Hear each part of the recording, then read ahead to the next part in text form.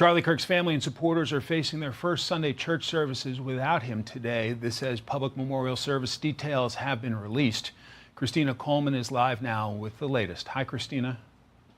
Hi, Mike. Student supporters and national leaders from across the country, including President Donald Trump, will honor Charlie Kirk at a massive public memorial service next Sunday at State Farm Stadium in Glendale, Arizona. And take a look at this. Here's a live look at Turning Point USA's headquarters in Phoenix, where thousands of supporters have shown up to pay tribute to Charlie Kirk, leaving flowers and lots of cards.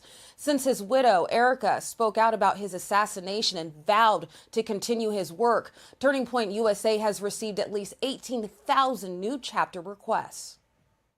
There's a lot of us that want to pray together and reach towards Jesus in this really painful moment. His legacy is that we have to be courageous in our faith. We have to stand up for truth. Erica Kirk spoke publicly for the first time since her husband's assassination Friday evening. Through tears, she expressed her deep love for him. She says he will be remembered for his courage and his faith, and described Kirk as the perfect husband and father. She also shared a very emotional moment, describing what she told her young daughter when she asked where her father was following his death. She goes, "Where's Daddy?" What do you tell a 3-year-old? She's 3.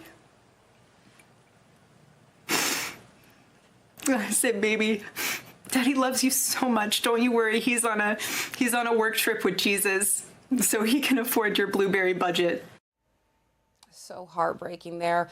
Also, take a look at this incredibly powerful image. You see Kirk's widow, Erica, holding up the cross necklace Charlie used to wear. Kirk's executive producer said Erica gave Charlie this necklace when they were dating, and even though he wasn't a jewelry guy, he wore it.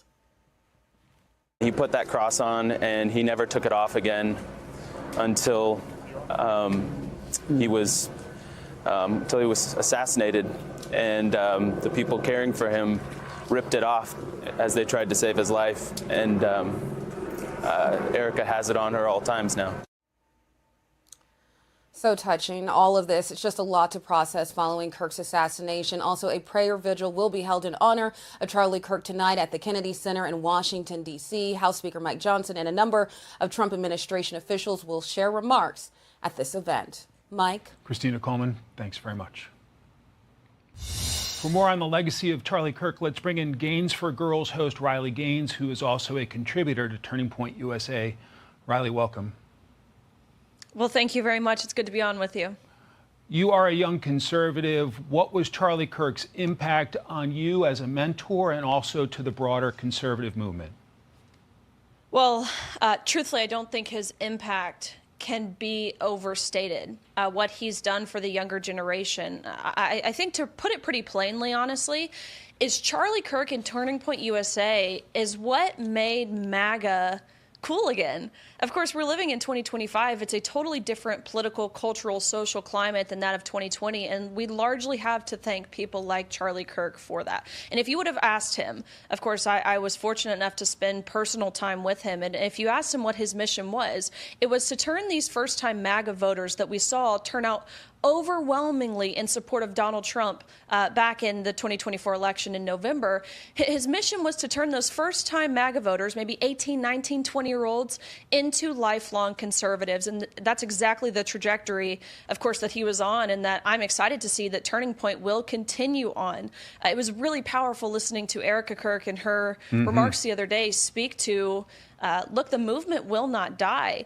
To hear her say something to the effect of, this widow's battle cry will echo across the globe. I can't imagine those words having to come out of her mouth, having to describe herself as a widow, but how powerful to hear her say that. And I can tell you internally what we are seeing at Turning Point now.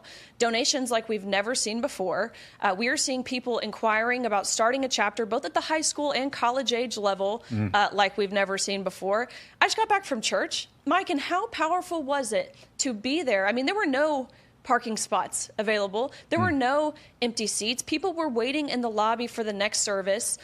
Really, really powerful. And again, Erica described her husband, the father of her children, as a martyr, and that's exactly what I believe he's died as. Charlie's courage of being willing to debate anyone, of being willing to take a question from anyone. What about that? Well, it speaks to, number one, what he was killed for. Again, let's be very, very, very clear. The other side saw him as a threat because, I mean, think about his debate format. All he did was sit at a table and say, prove me wrong. They knew they couldn't. They knew they didn't have the words or the intellect or the knowledge or the rationale or the reasonability to prove him wrong. So what did they do? They prematurely ended his life. There's a lot of people, myself being included, I truthfully accredit myself to finding my voice to Charlie Kirk. I believe his death, again, it has inspired 10,000, if not more, Charlie Kirks across the nation to hopefully engage in the same format and debate style and intellect and critical thinking that he did, which is merely civil discourse and the truth. That's how you combat the evil that we are up against, which I don't use that word lightly. To say that this is evil, I truthfully, I mean it's really spiritual, actually. We know that's what Satan does. He distorts, he manipulates, he deceives. He is the father of lies. And how do we combat those lies? We do that with the truth, and that's exactly what Charlie Kirk did. And I imagine we will see a revival amongst young people to continue that same format. Do you worry after he was assassinated on a college campus that other conservatives will be reluctant to go on college campuses due to security concerns?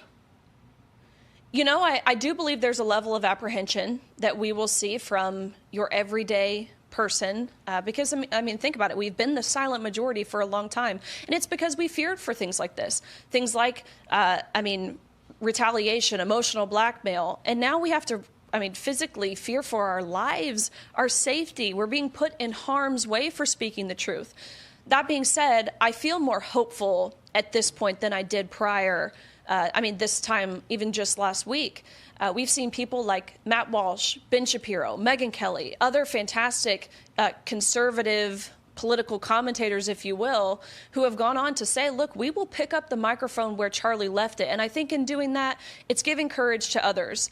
So Turning Point, again, has announced they will continue with the college tour. They will be at those stops. They will continue putting people on college campuses and really inserting them into the belly of the beast, which is oftentimes what these academic institutions really are, which is ironic, really. They will continue putting these people in the belly of the beast because that is where the message needs to be heard. And again, that's exactly what Charlie would want. I have to imagine, again, especially coming from, just sitting down to do this interview following church, I have to imagine that Charlie is looking down right now with the biggest smile on his face to see the revival that his death, again, his assassination, has started amongst Christians and amongst conservatives. Riley, I know this is a special time for you, due to deliver a baby soon. God bless you and your family during this special time, and I appreciate your time today. Thank you very much. Hey everyone, I'm Emily Campagno. Catch me and my co-hosts Harris Faulkner and Kaylee McEnany on Outnumbered every weekday at 12 p.m. Eastern, or set your DVR. Also, don't forget to subscribe to the Fox News YouTube page for daily highlights.